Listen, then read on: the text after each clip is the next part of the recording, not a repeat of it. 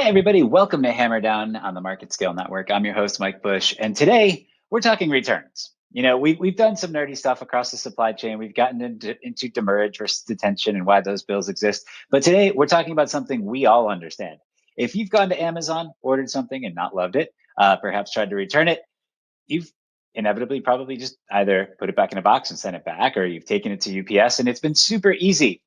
But there's a lot of stuff that happens behind the scenes. And today's guest, Ben Cronsberry, is the head of sales for Two Boxes. He's going to tell us all the magic that happens. Ben, welcome to the show.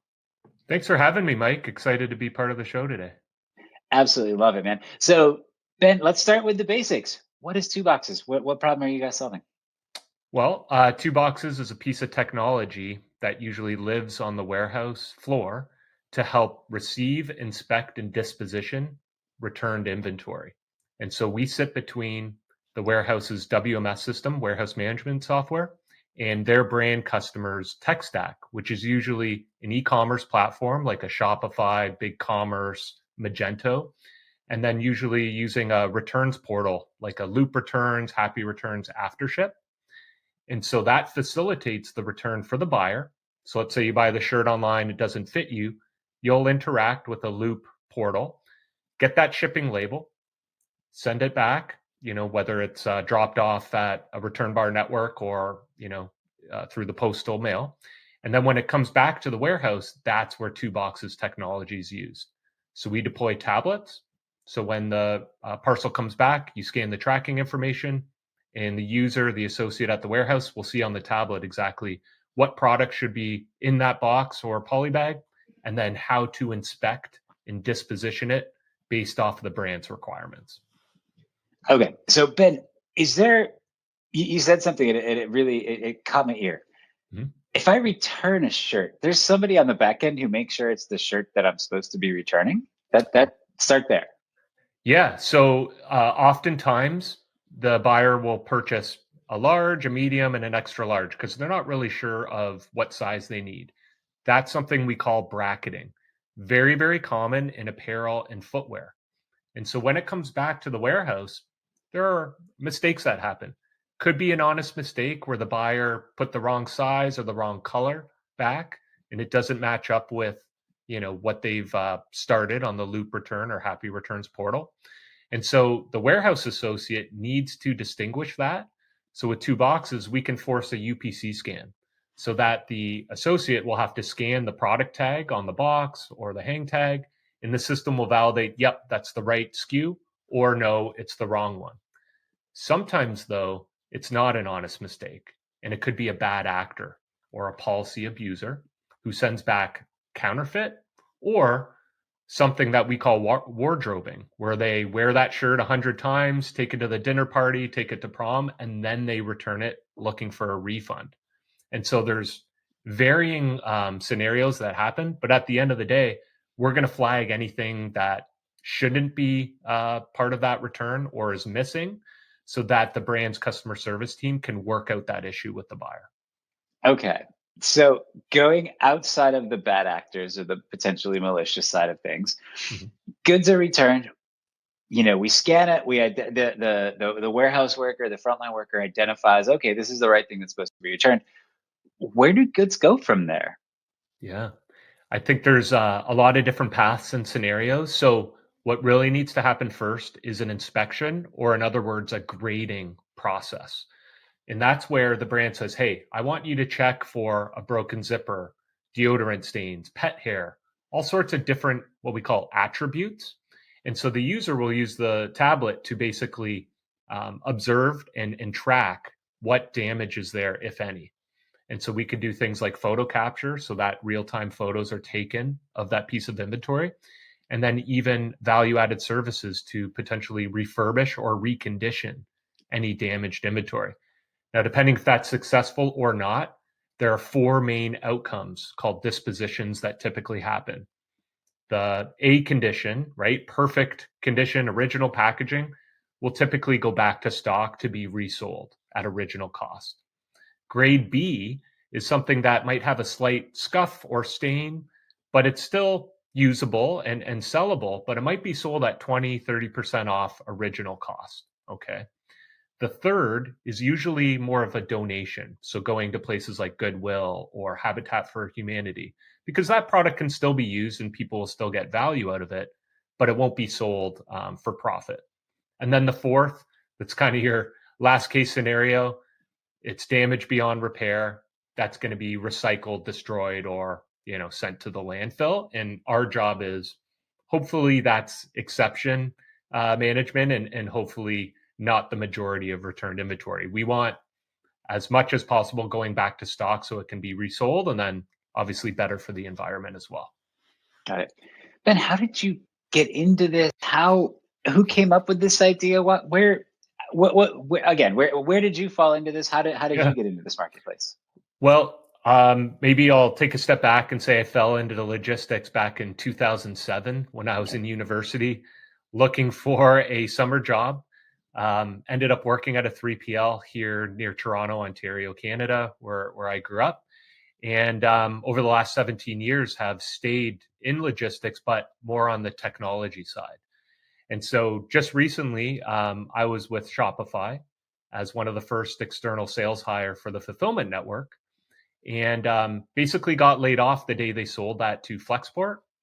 And so when I was, looking at joining a new company, I was referred to Two Boxes by some of the executives I had worked at Shopify with, and joined their team a couple weeks later. Our two founders, Evan and Kyle, had worked at a startup called Outrider, which sells autonomous yard trucks to 3PLs. So they'd go throughout the US touring facilities, and they commonly saw, usually in the corner of the warehouse, an area that looked like a bomb went off. And every time they asked, hey, what's that area over there? They were told, well, that's the returns section. And so our analogy to describe that is, think about in a multi-tenant environment in a warehouse, you could have 200 brands there with 200 different tech stacks and channels that they're selling product on. So think of like an interstate or a highway with 10 different lanes. You're going to take those 10 lanes, which is like represents 10 brands or 10 different tech stacks. And when it comes back to the warehouse, it's all merging into one country road, because that road at the warehouse is a standardized process operationally, which is very hard to do at scale, to get all those different tech stacks and sales channels to have one process to process all of those returns in one uniform fashion. So that's what Two Boxes' goal is, to standardize. Hey, they could be selling on Amazon, on eBay, on Walmart, doesn't matter.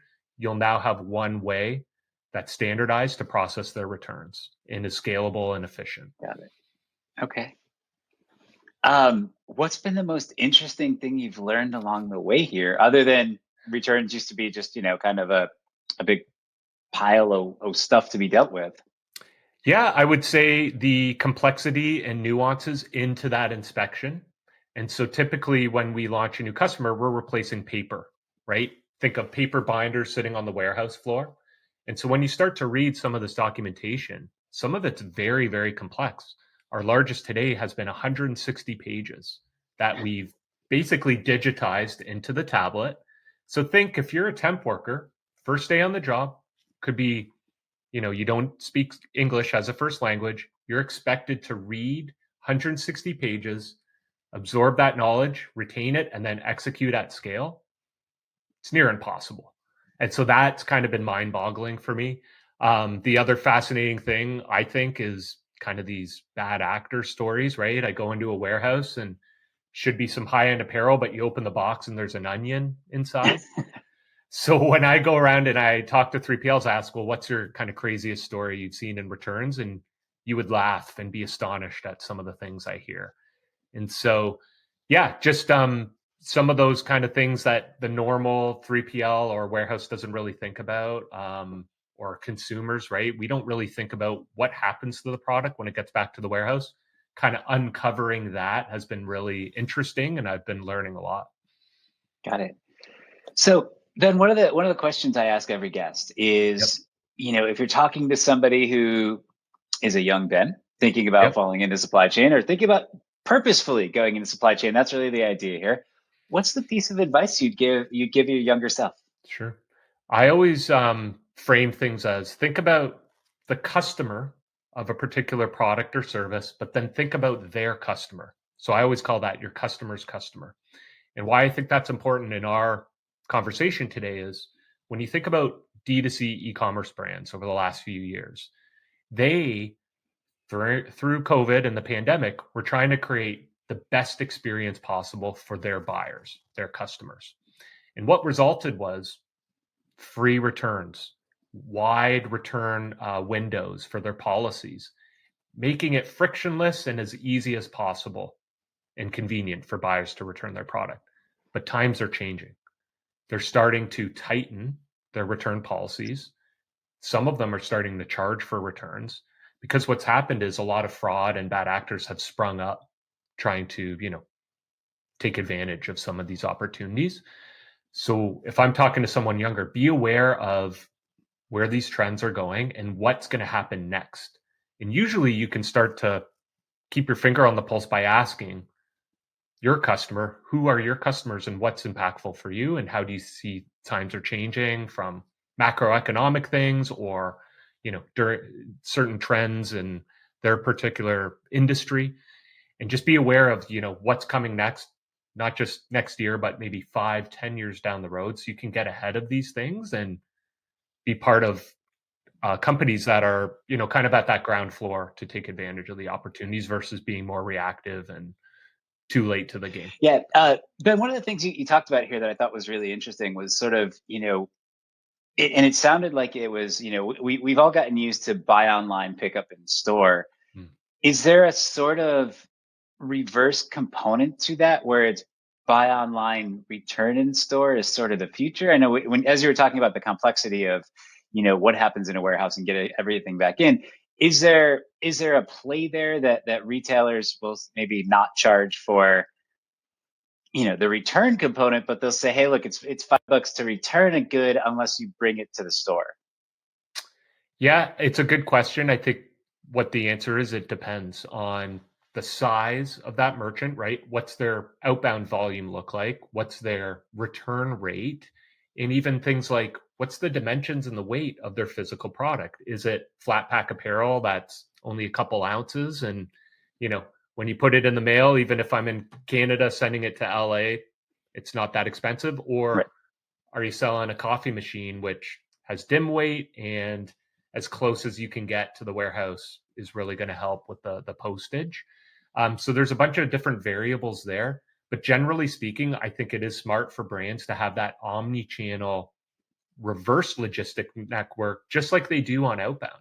If they're selling primarily on Shopify, but then also sell on Amazon and Walmart and eBay, why not have the same approach for returns where, okay, someone bought it off Shopify, but if you've got a return bar network at a UPS store or at a Kohl's, something like that, it could be very convenient for your buyer to go in and drop that off when they're doing another errand. And so I think to have diversified return channels is smart and going to suit most, if not all, of your consumers. But there is one major drawback that I'll call out. So if you're a smaller merchant and maybe you're only selling, 50, 100 orders a day online, and you're using some of these physical return bar networks, it might be very, very slow for them to consolidate enough inventory to then send it back to the warehouse for inspection. So that's my one caution is don't think that that's, the silver bullet and it's going to be the solution to all your problems, because if it takes 30 days, 40 days for that return bar network to consolidate enough for one pallet to send it back LTL, that could be a bad buyer experience if your refunds aren't being triggered until post-inspection. Got it. Right? So it's kind of a trade-off between speed and cost and ultimately that convenience for the buyer. Sure. Ben, what haven't I asked you that I should have? I think it's talking about like policies themselves, because that's what I think is the major trend here, that brands are starting to take a hard look at which buyers of theirs are costly to them, who return every single outbound order that gets shipped to them, who sends back product that is covered in mud and dog hair and has been worn 100 times. And there's been interesting things we've seen in our data set now that we just passed 500,000 of return units flowing through 2 boxes. we could say from the same email address across multiple brands and multiple warehouses, that same bad actor being what we call a serial returner across different brands and geographies. And so that's something to keep an eye on is, hey, how does a brand react to someone who keeps returning things in bad shape? Well, I think it ends up being they turn returns off entirely for that buyer, or they start charging out of pocket as like a one-time fee to them, or maybe they're just closing the window from a 30-day return policy to maybe only 7 days. So there are a few different countermeasures there, but I think that's something for everyone listening in to be aware of, and that's coming. Amazon's already started this. You might not know it, but there's machine learning and AI figuring out who are the bad actors and who needs to pay for a return versus who gets free returns. So think about that as a consumer as well. There are brands that are building profiles on you based on your online activity tied back to your email address. And so I think in the next few years, we'll start to see that hyper-personalized return policy across each individual buyer. Ben, final question for you. If anybody listening wants to get in touch, find out more, learn more about 2boxes, etc., what's the best way to do so? Yeah, you're welcome to visit our website, which is 2boxes.com. You're welcome to email me. My email address is ben@2boxes.com, or hit us up on LinkedIn. We're always posting new content on there. We're going to be doing a 2boxes tour this summer throughout the US in different cities and 3PL hotbeds. So we'll be hosting different happy hours and networking events. So if you are in any of those towns, we'd love to host you and meet you in person and connect you with our customers, our brands, and our partners. So like we talked about earlier, we're big into partner channels and networking and connecting with folks throughout the industry. So even if you're not involved with warehousing or D2C fulfillment, I would still love to meet you and talk logistics. So hit us up on any of those channels, and look forward to talking to you. Ben Cronsberry for 2boxes, thank you so much for joining us on Hammer Down. To all the listeners and viewers, thank you for checking us out. We'll see you soon. Thanks, everybody. Thanks, y'all.